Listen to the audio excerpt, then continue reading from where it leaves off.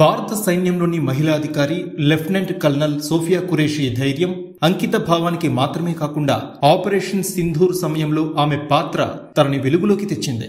Operation Sindoor భారత చరిత్రలోనే ఒక ముఖ్యమైన ఆపరేషన్ సింధూర్ పేరుతో భారతదేశం పాకిస్తాన్లోని 9 ఉగ్రవాద స్థావరాలపై వైమానిక దాడులు చేసింది.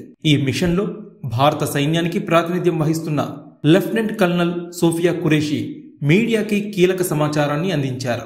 అసలింతకీ సోఫియా ఖురేషీ ఎవరు? ఆమె ట్రాక్ రికార్డ్ ఏంటి? ఆమె జీతం ఎంత? ఈ వీడియోలో తెలుసుకుందాం.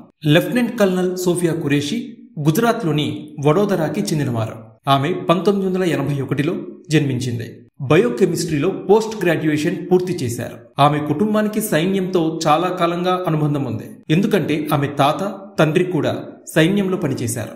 ఇక సోఫియా కెరీర్ విషయానికి వస్తే ఆమె 1999లో భారత సైన్యంలో చేరారు. సోఫియా ఖురేషీ చెన్నైలోని ఆఫీసర్స్ ట్రైనింగ్ అకాడమీ OTAలో శిక్షణ పొందింది. ఆ తర్వాత 1999లో ఆర్మీలో లెఫ్టినెంట్ గా నియమితులయ్యారు. తన సైనిక జీవితంలో ఈశాన్య భారతదేశంలో ఐక్యరాజ్య సమితి శాంతి పరిరక్షక మిషన్స్ అండ్ వరద సహాయ కార్యకలాపాల్లో కూడా ఆమె కీలక పాత్ర పోషించారు. సోఫియా భర్త మెకనైజ్డ్ ఇన్ఫాంట్రీలో అధికారిగా పనిచేస్తున్నారు. వీరికి ఒక కుమారుడు కూడా ఉన్నట్టు తెలుస్తోంది.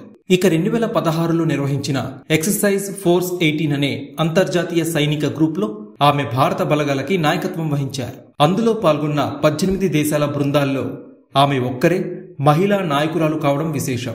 భారత సైనిక దళానికి నాయకత్వం వహించిన తొలి మహిళా అధికారిగా సోఫియా ఖురేషీ చరిత్ర సృష్టించారు. ఈ సందర్భంగా సదరన్ కమాండ్ అధికారి లెఫ్టినెంట్ జనరల్ బిపిన్ రావత్ మాట్లాడుతూ కల్నల్ సోఫియా ఖురేషీ ఎంపిక కేవలం ఆమె సామర్థ్యం, నాయకత్వ లక్షణాల వల్లే జరిగిందని కొనియాడారు. అంతేకాకుండా సోఫియా ఖురేషీ ఐక్యరాజ్య సమితి శాంతి బలగాల్లో 6 సంవత్సరాలు సేవలు అందించారు. ముఖ్యంగా 2006లో కాంగోలో జరిగిన మిషన్లో ఆమె చాలా ముఖ్యమైన పాత్ర పోషించారు. ఇక లెఫ్టినెంట్ కల్నల్ సోఫియా ఖురేషీ జీతం గురించి ఖచ్చితమైన సమాచారం లేనప్పటికీ భారత సైన్యంలో ఒక లెఫ్టినెంట్ కల్నల్ జీతం సదరు వ్యక్తి సర్వీస్ కాలం, పోస్టింగ్ ప్రదేశం, ఇంకా ఇతర అలవెన్సులు వంటి చాలా అంశాలపై ఆధారపడి ఉంటుంది.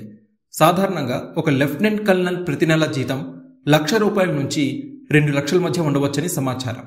ఇందులో basic pay, military service pay MSP, DRS allowance DA, ఇంకా ఇంటీరెంట్ అలవెన్స్ HRA వంటి అలవెన్సులు ఉంటాయి.